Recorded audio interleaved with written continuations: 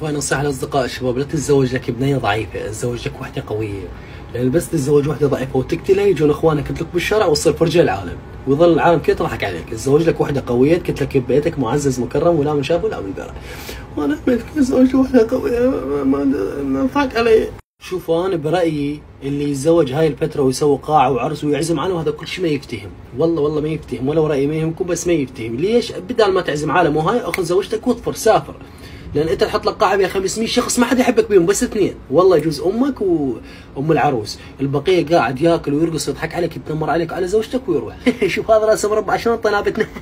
ويروح واصدقائك يشبعوك الطقطق.